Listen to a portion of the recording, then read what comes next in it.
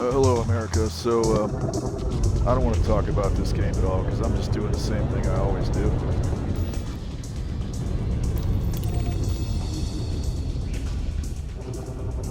I thought I'd talk about DeepSeek.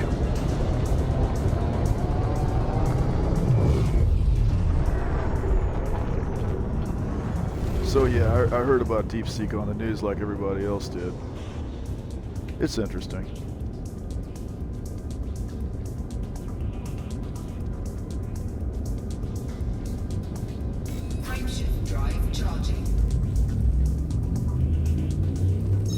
I'd heard that the best thing to do with it was to run it locally on your own machine, and I was thinking about getting into that, but I wasn't sure what I'd have to do to get into it. But come to find out, I was surprised to get on the Olama website and find that, yeah, you can just download the R1. You can just download DeepSeek R1 off Olama and run it off Olama. So I just ran it off of there. You know, and it's very polite. It's about what you'd expect. But that's nice because that means that I can. That means that I can attach RAG documents to it. I can feed it PDFs and stuff and ask it questions about it. I might actually use that someday.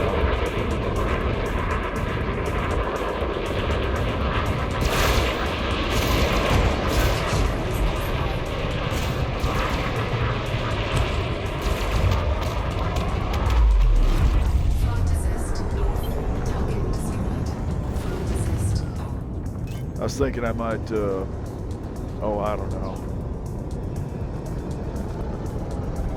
I was thinking I could take the 80 million policy documents that I have at work that basically lay out all the Mickey Mouse rules we have to follow for every conceivable situation that anybody can think of. And I could dump all of those into a great big PDF file. Give it to this Chinese robot and let it try to make sense of all that, you know. And then instead of having to bother one of our managerial jailers over trivia, I can fire up the computer and let the robot figure it out. I mean, that might be useful, but well, there's downsides to that, though. I mean, for one, it wouldn't be a huge amount of work, but it would be extra work, you know. Extra work that nobody's paying me for, which is the salient point here. Also, I'm not entirely sure how well it would work because frankly, a lot of these documents don't make much sense to human people. I mean, what's the robot going to make out of them? I don't know, you know. They're often. It's not unusual to find contradictions in them, and all kinds of crazy shenanigans. So. How useful that would be, I don't know, but it might be fun to do it at some point. But yeah, it's one of them things. It's kind of tedious. I might get around to that.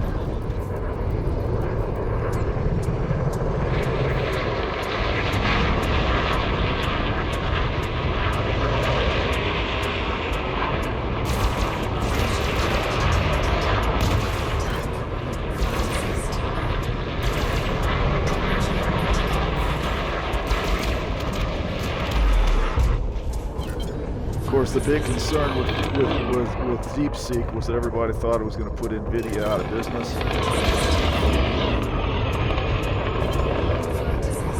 which I don't really buy that theory at all. I'm pretty sure NVIDIA is going to be just fine.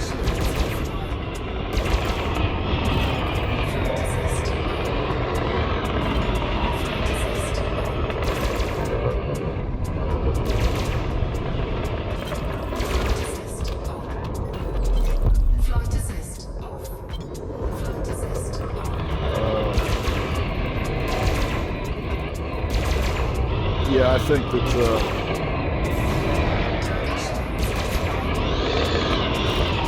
the idea was that since you can make these the state-of-the-art LLMs run on cheaper hardware,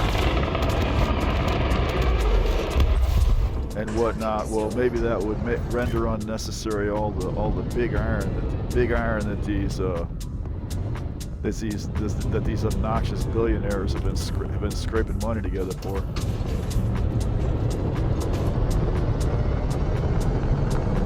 And I don't think that's going to happen. I think that all that means is that they're going to scrape up the biggest iron they can get together. All the advances that DeepSeek has introduced, all that means is that now their big iron can run even more powerful models than they could before. You know, it's just.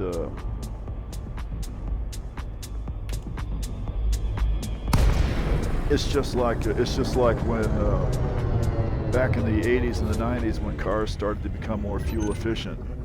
You know, you thought it meant everybody was going to drive a little gas miser, but no, all that meant was that you could build even bigger cars and make them even more powerful, and they'd use the same amount of gas because they were more efficient. Well, it's the same thing, you know. And I was gratified to learn that Patrick Boyle agreed with me on this point.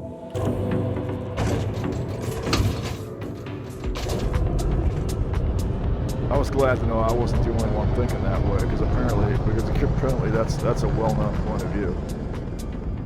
You wouldn't think so, but no. From the news, you wouldn't think so, but yeah. Well, I mean, I guess who can really read the future? But you know, I think that's what's going to happen now.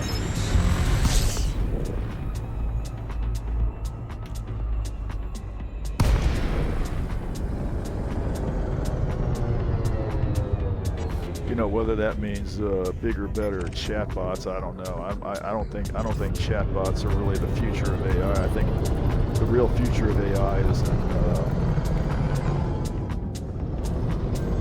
is in more boring applications. You know, I mean,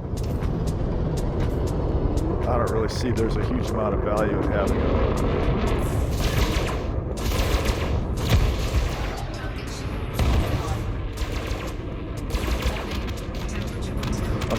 I don't really feel like there's a huge amount of value in having some kind of robotic companion that you can ask random questions to. I mean, you know, I'm sure lots of people do find a use for that, but yeah, it doesn't seem to me like that's really where the main point of AI as a whole is going to be. I think it's going to be in terms of analyzing information.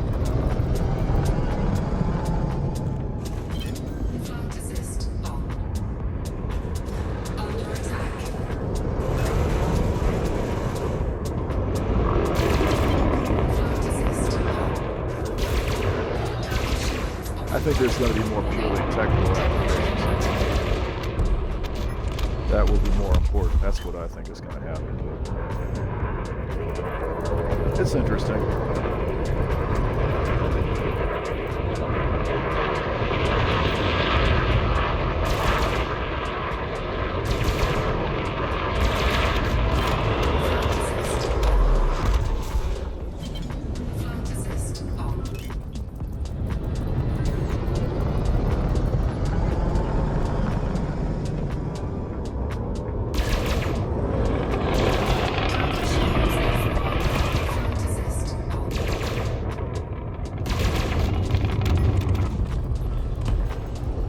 I thought it was pretty charitable of the Chinese to make it available that way, but of course, you know, they're not being.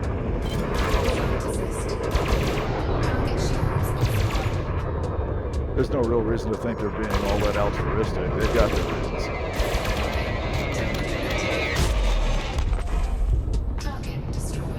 But God bless them all the same, I say.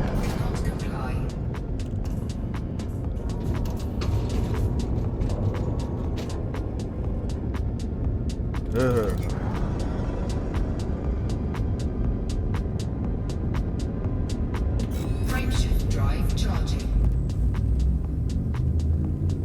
4, 3, 2, 1,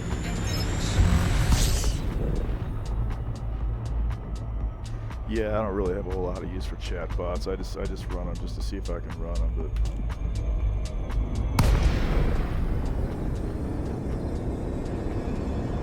Of course, what I've really been wanting all this time is for some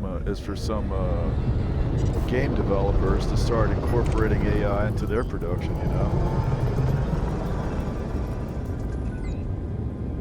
Like take this game here. Imagine if you had some online AI system out there that was.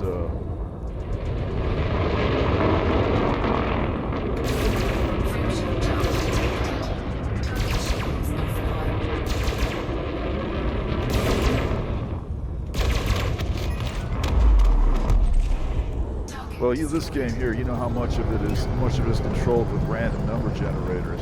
Suppose instead of random number generators all over the place, you had somewhere on their server farm, you had a fair-sized AI running that could take a sort of a managerial role in terms of deciding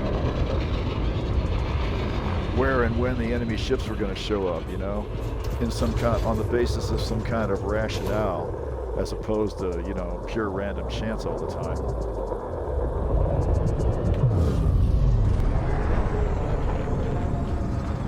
It could operate in the sense, it could operate basically as, you know what a dungeon master is. It basically operate like a dungeon master, basically, for the entire game. You just need one machine on their farm to do it. Well, you might want two. Who knows? I don't know. Frameshift drive charging. 4, 3, 2, 1, engage.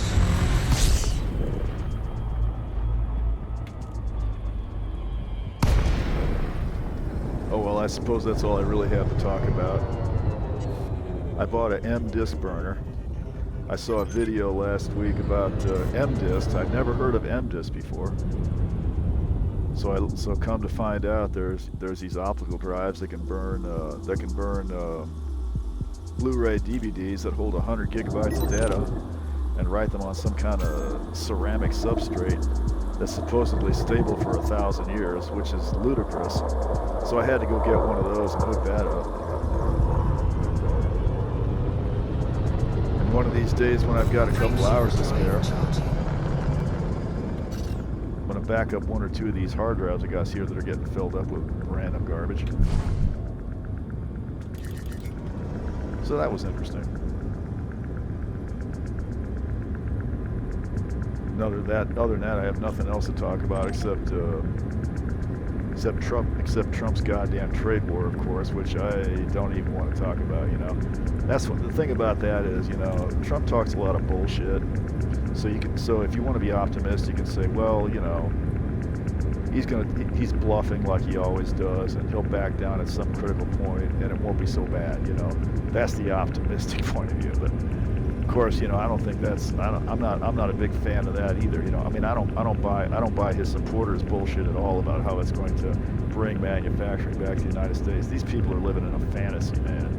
They're trying to get back to 1960 or some shit, And I'm here to tell you, dumbass, you're not getting back there. Not this way or any other way, man. That's over with. You can forget that.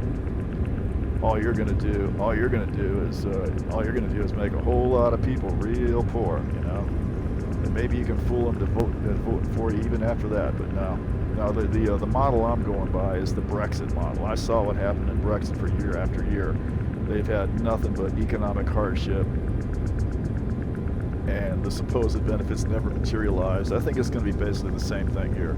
If Trump really decides to follow up on his threats, which may or may not be bluffs,